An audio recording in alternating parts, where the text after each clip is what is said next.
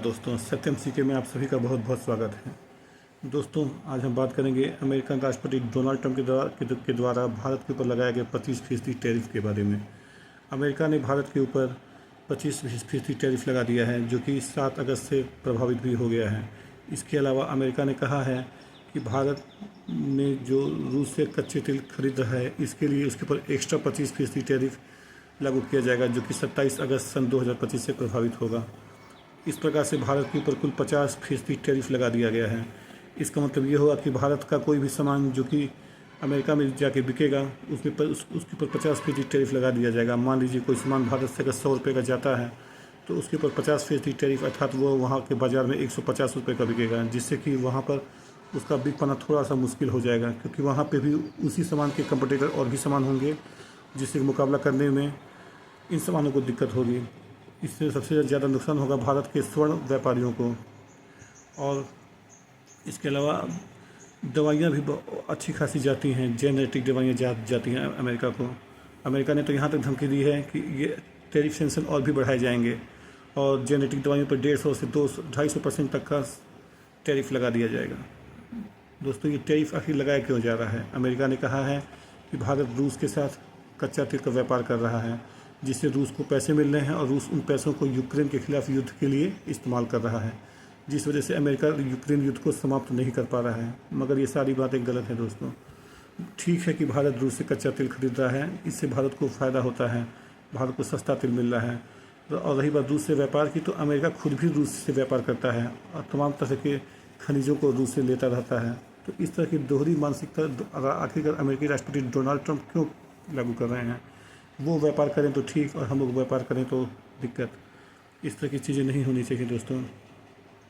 और भारत भी अमेरिका के ऊपर टैक्स लगाता है, जो काफ़ी ऊंचा है। तो इसके लिए एक सोच ये है, और सोच क्या, ये सच्चाई है कि भारत की जो कंपनियां हैं वो भी अपने स्टार्टिंग एज में हैं, वे मुकाबला नहीं कर सकती हैं अभी अमेरिकन कंपनी। जैसे कि अमेरिका दूध के क्षेत्र में और किसी क्षेत्र में अपनी एंट्री भारत में चाहता है, और ये क्षेत्र ऐसे हैं जहाँ कि भारत के किसानों का हित जुड़ा हुआ है।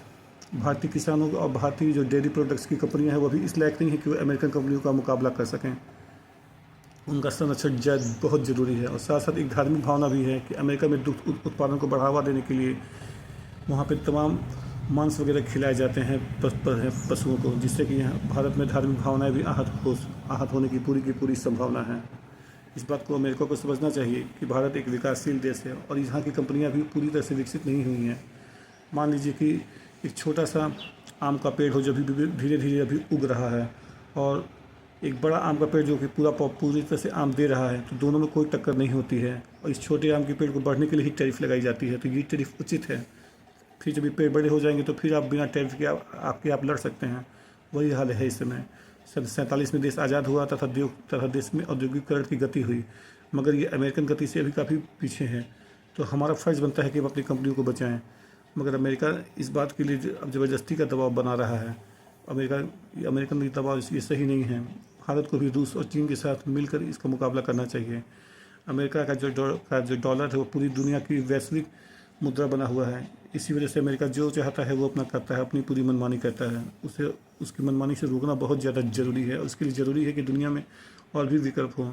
एक तरफ कहा जाता है कि ये ग्लोबलाइजेशन का दौर है, जिसमें कि सभी को अपना अपना काम करने की आज़ादी है। पूरी पृथ्वी ही एक दुनिया या एक देश की तरह से है, हम लोग कहीं भी बात कर सकते हैं।